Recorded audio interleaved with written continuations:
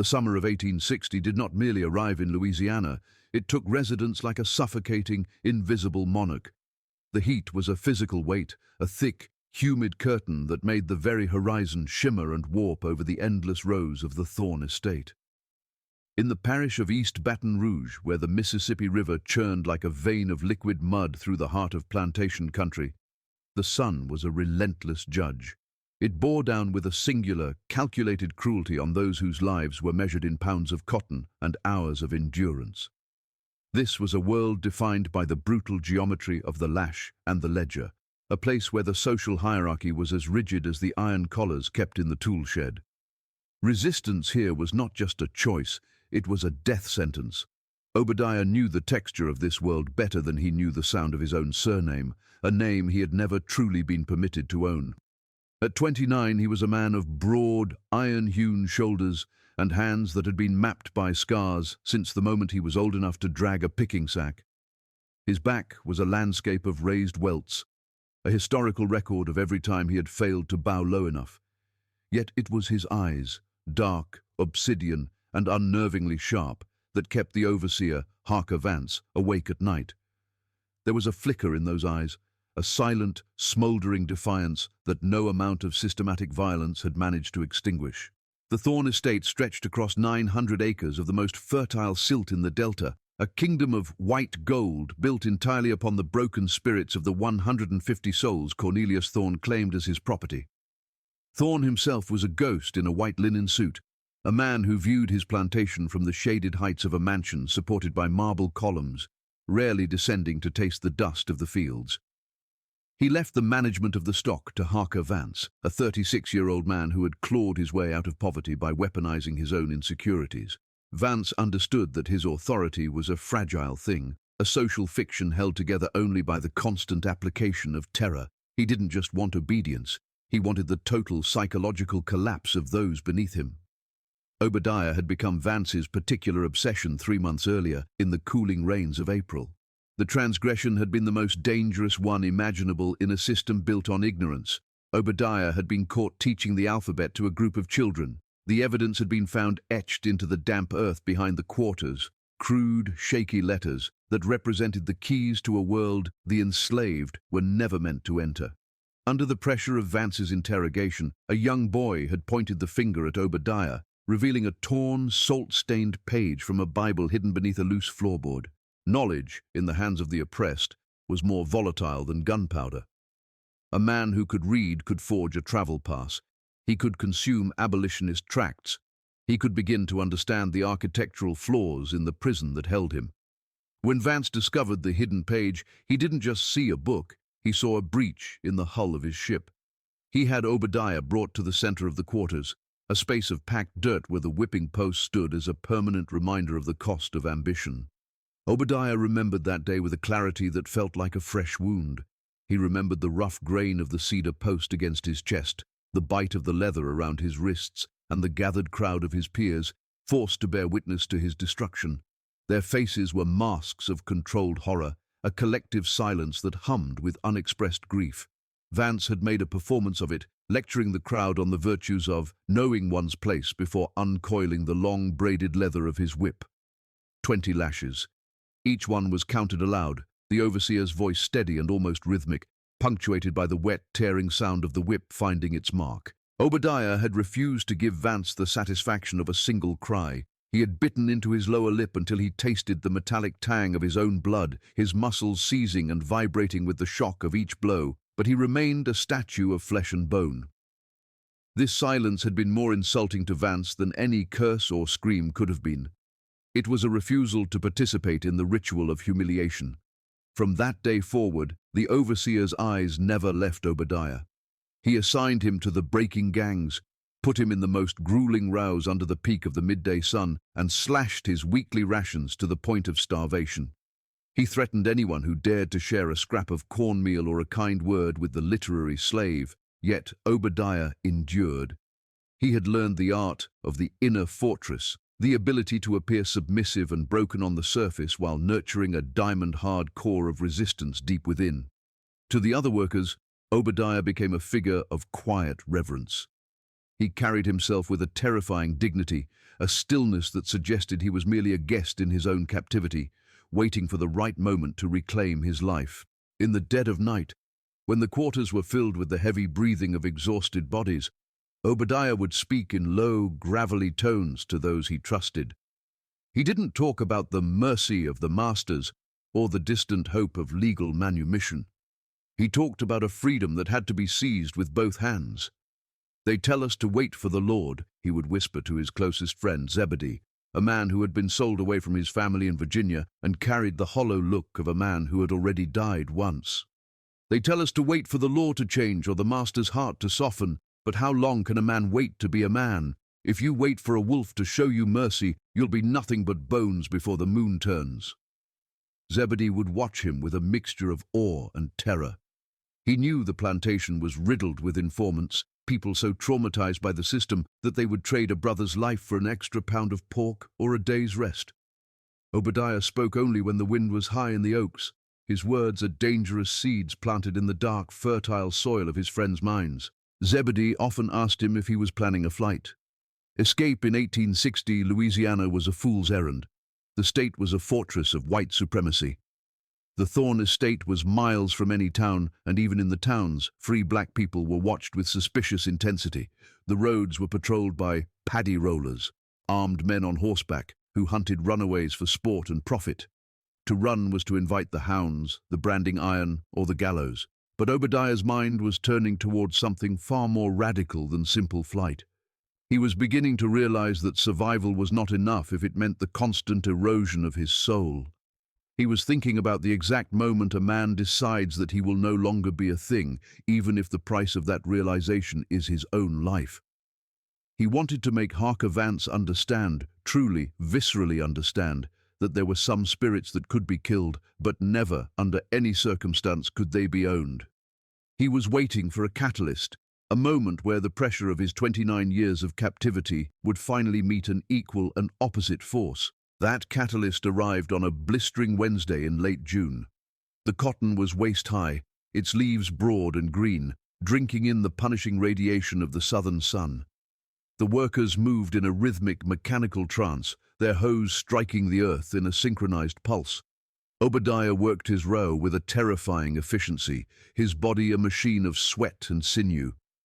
Vance was patrolling the edge of the field on a tall chestnut mare, but today he wasn't alone. Riding beside him was Lucinda, his bride of less than a month. She was a woman of delicate features and expensive lace, a daughter of a Mississippi planter who viewed the field workers with a detached, clinical curiosity. She spoke to her husband in hushed tones, her eyes lingering on the workers as if they were exotic animals in a menagerie. Vance, eager to perform the role of the masterful husband, laughed loudly and dismounted. He strode into the field, his polished boots crushing the very crop he was paid to protect. He walked straight toward Obadiah, his face tightening into a mask of performative rage. The air in the field seemed to turn to glass. Everyone knew that the performance was about to begin. Harker Vance stopped at the end of Obadiah's row, the dust from his heavy leather boots settling on the dark, tilled earth like a shroud. He looked at Obadiah, not with the gaze of a man looking at a worker, but with the predatory stare of a man looking for a reason to exert total dominance. "You!" Vance barked, his voice cutting through the heavy, humid air like a jagged blade of rusted iron. "Obadiah, drop that hoe and stand clear of the row."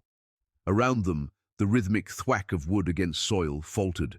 The other workers didn't stop. To stop was to invite a strike. But their movements became tentative, their ears straining against the oppressive silence of the heat. Obadiah straightened slowly, his joints popping with the sound of dry twigs in a fire. He did not look Vance in the eye. He knew the lethal rules of this psychological game. He looked instead at the overseer's chest, where the sweat had soaked through his linen shirt in a jagged map of salt and insecurity. "Look at this row, Lucinda," Vance said, turning to his bride who remained on the periphery of the field. "See how the weeds are still choking the plants? This one thinks he can slide by because he's bigger than the rest. He thinks his size buys him a pass on productivity." It was a blatant lie. Obadiah's row was the cleanest in the field, a testament to his grueling discipline, but in this kingdom, truth was whatever the man with the whip said it was. Vance was performing a ritual of dominance, and Obadiah was the chosen sacrifice. The overseer's hand went to the coiled leather at his belt, the braided whip that had tasted Obadiah's blood more times than he cared to remember. "Strip off that shirt," Vance commanded, his voice rising with a performative edge designed to impress his new wife. "Right here, in front of the sun and the lady. I'm going to give you 10 lashes to remind you that your hands belong to Mr. Thorne, and your back belongs to me." The slur that followed was like a splash of acid in the midday heat. Obadiah felt the pressure within him, the accumulation of 29 years of forced silence and strategic submission, reaching a critical boiling point. His mind raced through the cold, hard mathematics of his survival. If he stripped, he would be broken again, his dignity eroded further, until there was nothing left but a hollow husk of a man. If he refused, he was courting immediate death. He looked at Lucinda Vance, who was watching with a mixture of terror and a dark, morbid fascination. She represented the world that viewed him as a beast of burden, a creature without a soul or a voice.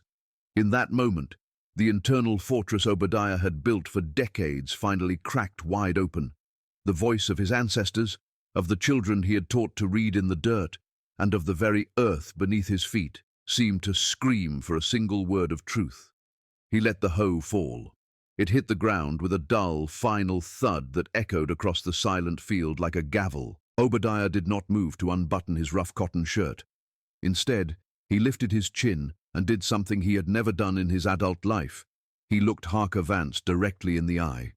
It was a gaze of such absolute clarity and recognition that the overseer actually took a half-step back, his boots scuffing the dirt. "No," Obadiah said. The word was not a shout. It was a quiet, resonant vibration that seemed to travel through the earth itself. The field went tomb silent. The buzzing of the cicadas in the nearby oaks seemed to vanish into the humidity. Even the wind died down. Vance's face went through a rapid, grotesque transformation, from shock to disbelief, and finally to a purple, vein-bulging rage that bordered on madness. "What did you say to me?" he whispered, his hand trembling as he gripped the handle of the whip. "I said no," Obadiah repeated, his voice gaining a terrifying strength that filled the clearing. "I won't strip. I won't be whipped. Not for your lies, and not for her entertainment. I am a man, Harker Vance, and I am done being your dog." The social fabric of the Thorne Estate, a tapestry woven from fear and blood, began to unravel in that singular moment of refusal. The other workers were frozen, their eyes wide, witnessing a miracle or a massacre in the making, their hearts pounding in a collective rhythm of hope. Vance didn't reach for his pistol. Not yet. To shoot Obadiah would be to admit he couldn't control him through the traditional means of terror. He needed the whip to restore the natural order. He drew the leather back, his arm muscles corded with a desperate, frantic energy. He swung with everything he had, the whip singing through the air with a high-pitched whistle. But Obadiah was no longer the man who stood still and accepted the strike. As the leather descended, he stepped into the strike rather than away from it. His hand, hardened by decades of brutal labor, shot out and caught the overseer's wrist with a grip like a closing iron trap. The whip cracked harmlessly against the dust. Vance let out a sharp yelp of pain as Obadiah twisted his wrist, the sound of grinding bone audible in the absolute silence. With a sudden explosive burst of strength, Obadiah wrenched the whip from the overseer's hand. For a heartbeat they stood chest to chest, the oppressor and the oppressed, and the physical reality was undeniable. Obadiah was taller, stronger, and fueled by a lifetime of righteous fury. He shoved Vance back with one arm, sending the overseer sprawling into the very weeds he had lied about. Lucinda screamed, her horse rearing in a panic at the scent of fear. But the field workers remained as still as statues, their spirits soaring even as their bodies trembled with the weight of the moment. Obadiah stood over the fallen man, the whip coiled in his hand like a dead snake. Vance scrambled backward in the dirt, his face pale and glistening with cold sweat, his eyes darting toward the pistol holstered at his hip.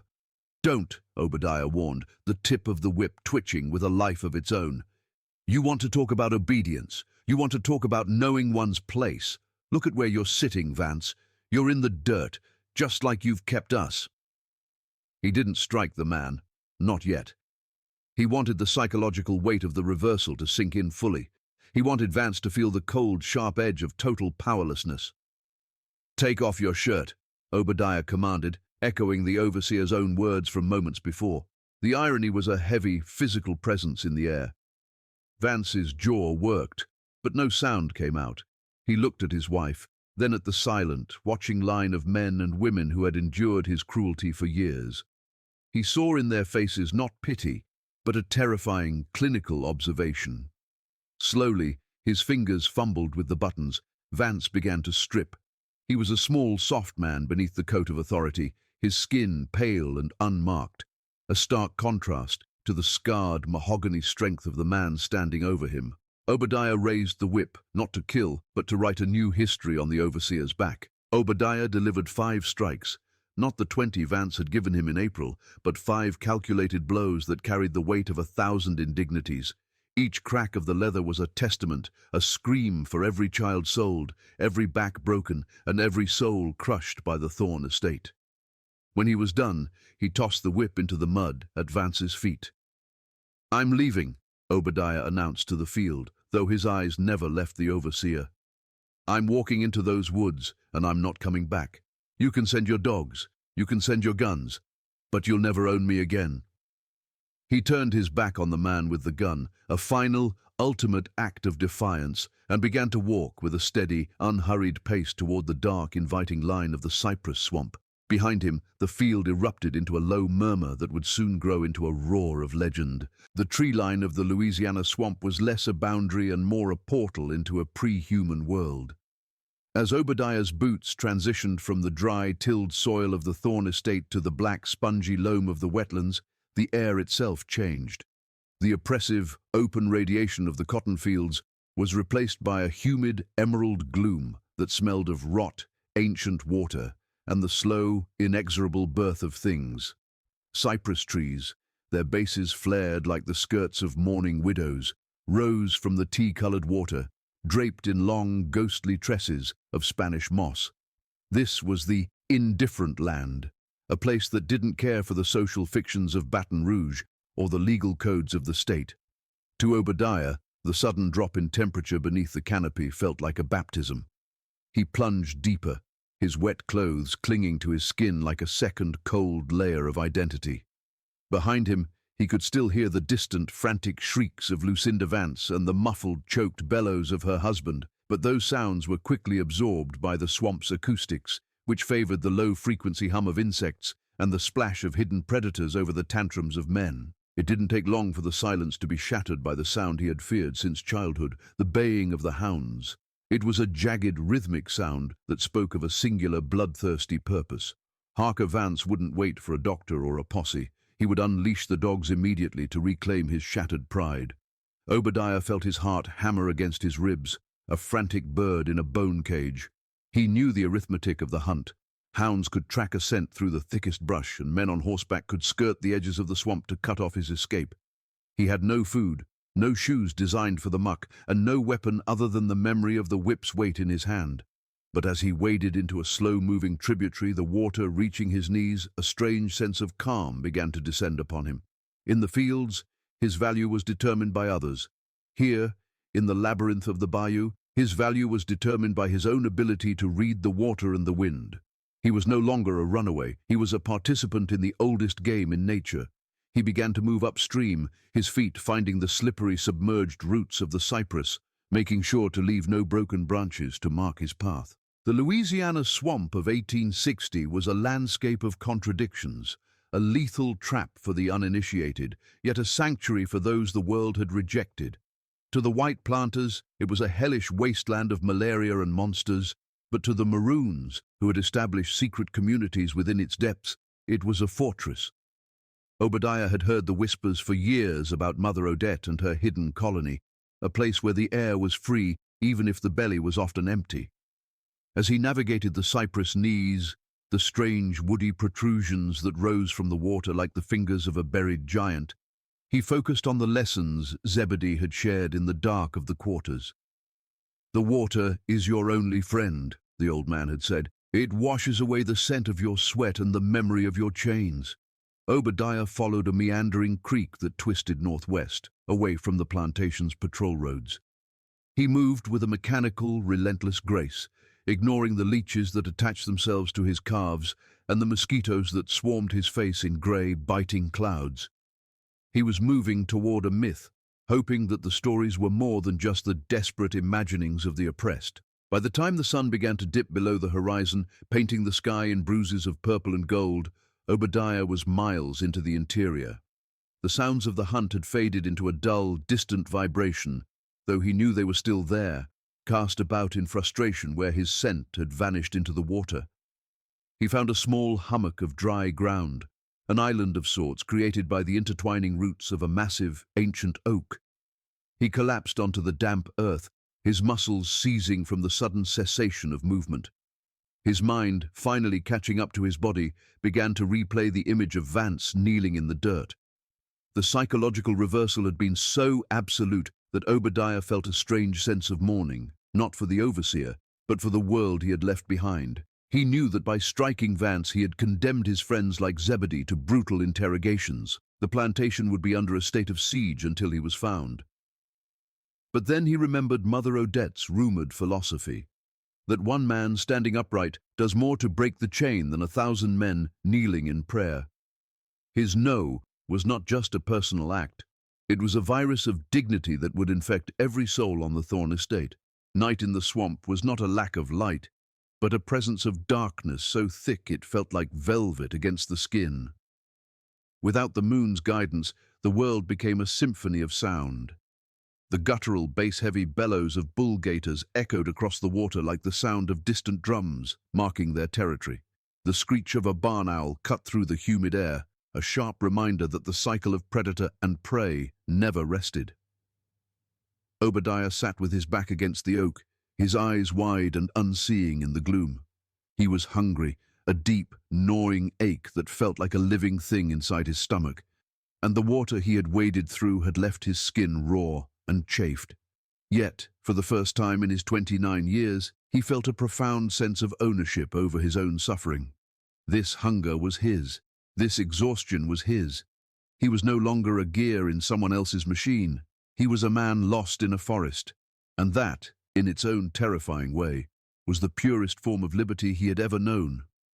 He closed his eyes, listening for a sound that didn't belong to the animals, the sound of a human voice that didn't hold a whip. As the first grey light of dawn began to filter through the canopy, Obadiah noticed something that wasn't there before. A few yards away, a cypress trunk bore 3 distinct vertical gashes in its bark. They were clean, deliberate, and placed at a height that no animal could naturally reach. His heart skipped. It was a marker. He followed the direction the gashes seemed to point, and within 50 yards he found another. The trail was invisible to the eye of a tracker looking for broken twigs, but to someone looking for intention, it was a map. He followed the signs deeper into the mire, where the water turned from tea-colored to a deep obsidian black.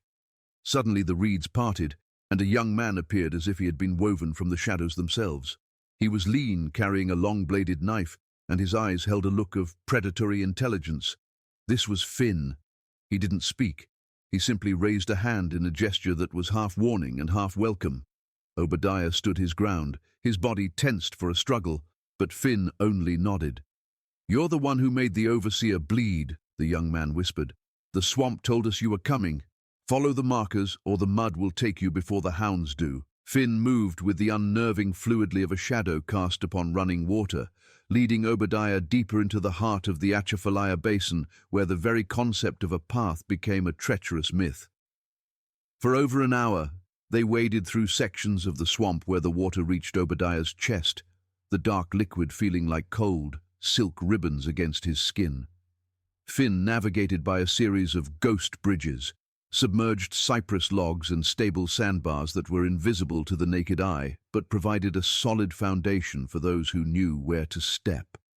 They passed through curtains of Spanish moss, so thick they felt like the tattered tapestries of a ruined cathedral, the sunlight only reaching the water in narrow, smoky shafts of gold. The environment was a masterclass in natural camouflage. A man could be standing 5 feet away and remain completely invisible behind the flared base of a tupelo tree. Eventually, the watery labyrinth gave way to a hummock, a significant island of solid ground elevated just enough to escape the seasonal floods.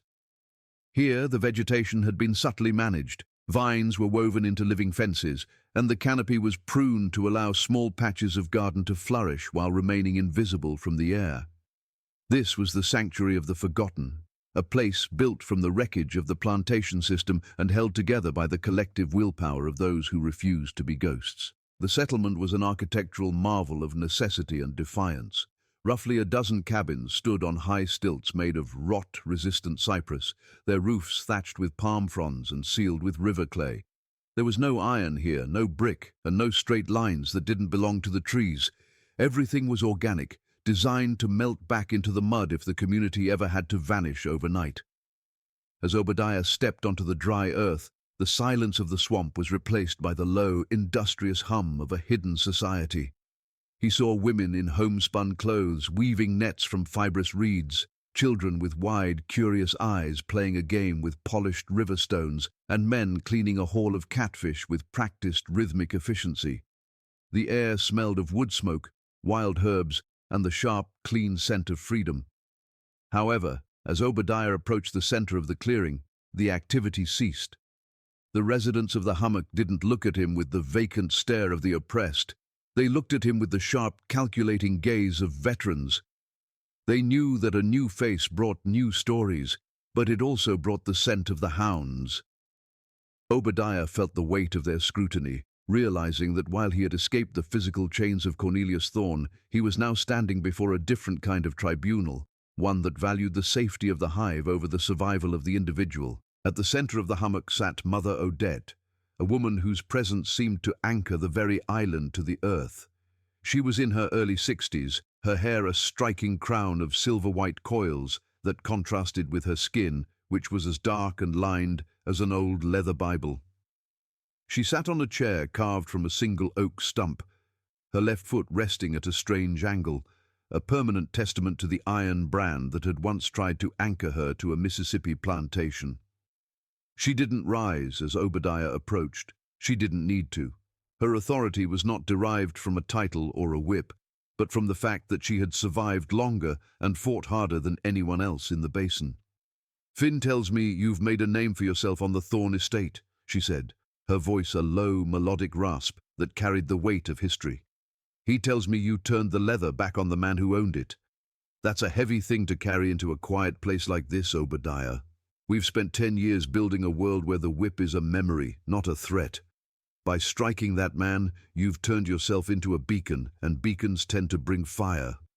She looked him in the eye, searching for the crack in his resolve, the moment where the adrenaline of the flight would give way to the terror of the consequences. Obadiah didn't blink. He stood before Mother Odette with his shoulders squared, the same posture that had enraged Harker Vance. "I didn't come here to bring you fire," he said, his voice steady. "I came because I've spent 29 years being a shadow, and I wanted to see what it felt like to stand in the light of my own choosing. I have no papers, no money, and no family left to mourn me. All I have is the strength in these hands and the word no still ringing in my ears. If my being here is a threat you can't carry, then give me a knife and a day's lead, and I'll vanish back into the mire. But I'd rather die defending a place like this than live another hour pretending I'm a piece of Thorne's furniture." A murmur went through the crowd, a mixture of respect and apprehension. Mother Odette looked at the scarred foot that had been her prison, then back at Obadiah. She called for a vote, a practice that was the foundation of their hidden republic. One by one, the men and women of the hummock stood. It wasn't a unanimous choice. 7 people remained seated, their faces etched with the pragmatic fear of the hunted. But 18 stood tall. They chose the man over the risk. Mother Odette nodded slowly. "Then you are Obadiah of the hummock. You will work the gardens, you will learn the water paths from Finn, and you will teach the children those letters you were whipped for. But know this, if the hounds come, we don't run. We fight for every inch of this mud. Are you ready to kill for the peace you found?" The weeks that followed were a blur of sensory awakening and grueling labor. Obadiah discovered that freedom in the swamp was not an absence of work, but a transformation of it.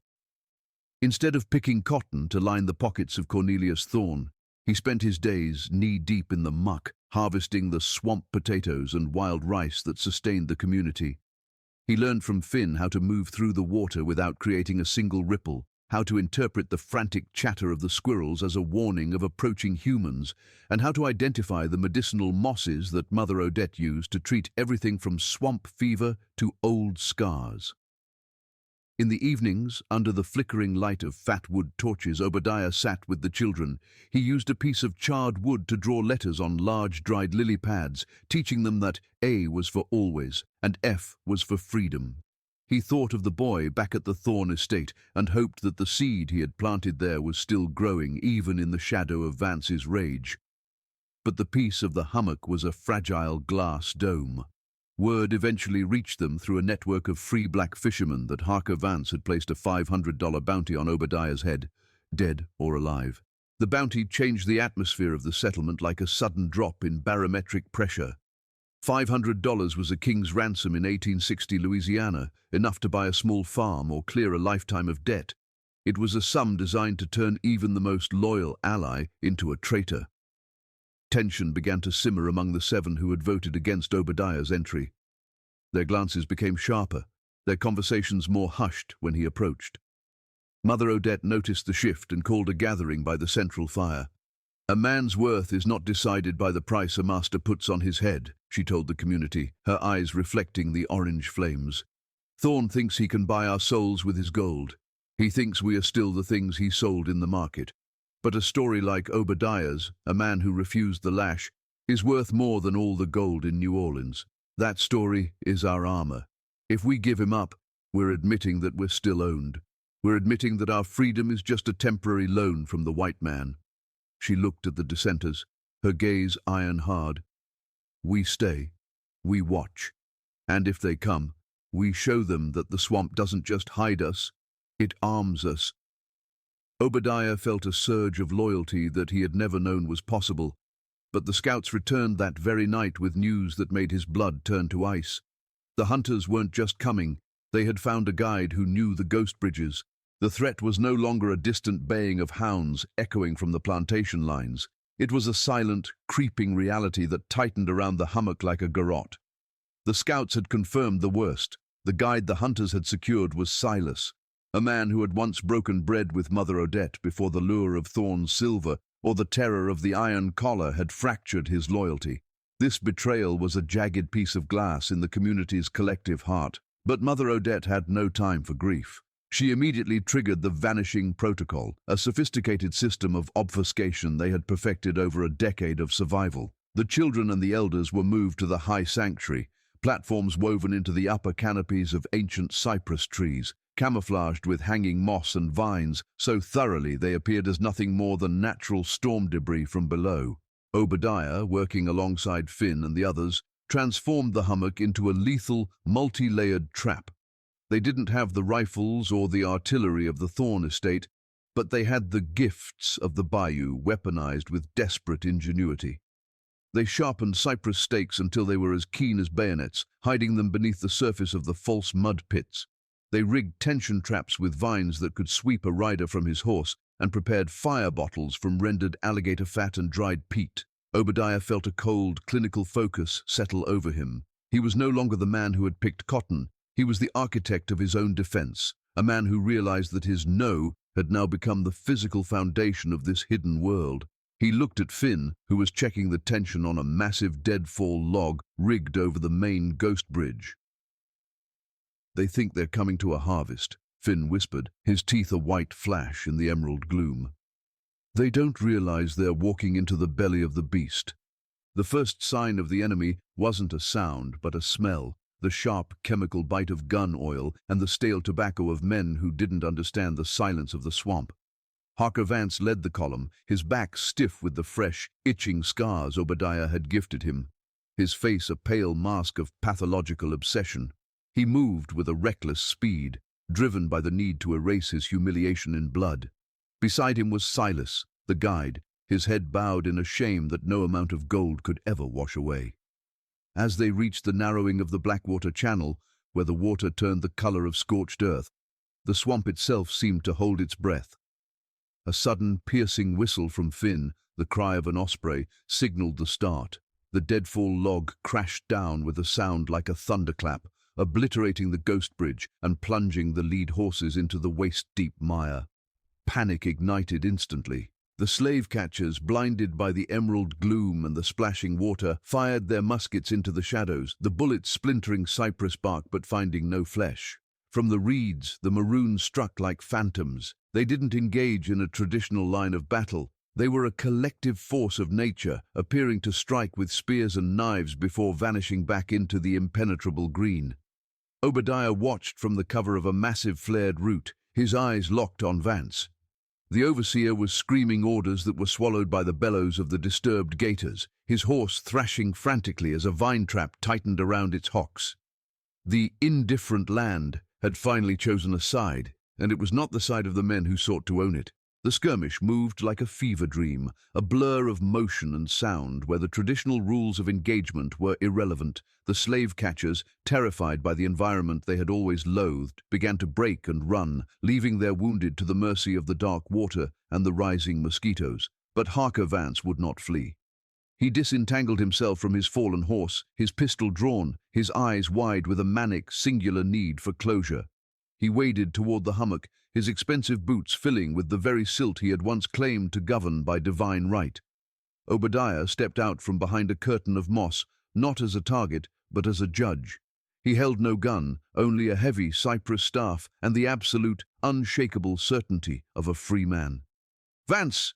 he called out, his voice echoing through the vaulted chamber of the swamp like a funeral bell. The overseer turned, his hand shaking as he leveled the pistol at Obadiah's chest. "I'll see you in hell for what you did to me," Vance spat, his voice cracking with the strain of his shattered pride. Obadiah didn't flinch. He walked forward with a steady, unhurried pace, each step a declaration of his own agency. "You're already in hell, Harker," Obadiah replied, his voice calm against the distant sounds of retreat. "You've been in it since the day you decided you could own another man's soul. That fire is of your own making, and it won't be extinguished by a bullet." Vance pulled the trigger. The hammer clicked dully on a damp cap. The moisture of the bayou had sabotaged the weapon. Before he could cock it again, Obadiah closed the distance, his presence filling the overseer's vision like a mountain of mahogany and resolve. The struggle was brief and decisive, a physical manifestation of a social order being dismantled in the mud. Obadiah didn't kill Vance. Instead, he disarmed him with a fluid efficiency and pinned him against the same marked tree that had once guided him to sanctuary. He looked into the eyes of the man who had symbolized his oppression and saw nothing but a hollow, shivering fear. The realization that without the whip and the law, Vance was nothing but a fragile man lost in a world he didn't understand. "Go back," Obadiah whispered, his face inches from the overseer's. "Go back to Cornelius Thorne. Tell him that the swamp is full of men who have forgotten how to fear you. Tell him that for every one of us you catch, 10 more will hear the story of the man who said, 'No. Your gold can't buy the silence of the trees, and your whips can't reach the soul.'" He released the man, watching as Vance scrambled backward, his white shirt stained black by the swamp, eventually vanishing into the reeds as he fled toward the safety of the plantation lines. The maroons gathered around Obadiah, their faces lit by the first rays of a triumphant dawn. They had lost 2 of their own in the fight, and several were wounded, but the hummock remained theirs. Mother Odette descended from the high sanctuary, her eyes moist as she looked at the wreckage of the hunt. "They'll come back," she said, her voice heavy with the realism of their existence. "They always come back." Obadiah nodded, looking at the children who were now descending from their hiding places. "Let them come," he said. "We've taught the children how to read, and we've taught the men how to fight. That's a legacy they can't burn out." The summer of 1860 faded into a crisp, humid autumn, but the story of Obadiah and his refusal of the lash did not fade with the heat. It became a piece of the underground folklore that traveled from plantation to plantation, whispered in the quarters of the Thorne Estate and beyond. It was a story of a man who transformed a moment of certain destruction into a catalyst for a new existence. Obadiah lived out his days in the hummock, becoming a leader in his own right, a guardian of the water paths, and a teacher of the secret alphabet. The Thorne Estate eventually fell, as all things built on blood eventually must, consumed by the fires of the Civil War that loomed just a year on the horizon. But the freedom Obadiah found wasn't granted by a proclamation. It was seized in the mud of a Louisiana cotton field and defended in the emerald shadows of the bayou. It was a reminder that the human spirit possesses a depth that no ledger can quantify, an ability to endure the darkest strokes and still emerge as a masterpiece of resilience. The no that Obadiah spoke in 1860 was not the end of a life, but the beginning of a legend, a reminder that while power may hold the whip, dignity always holds the pen that writes the final chapter. To those who lived it and to those who tell it, the swamp remains a sanctuary of that unyielding truth.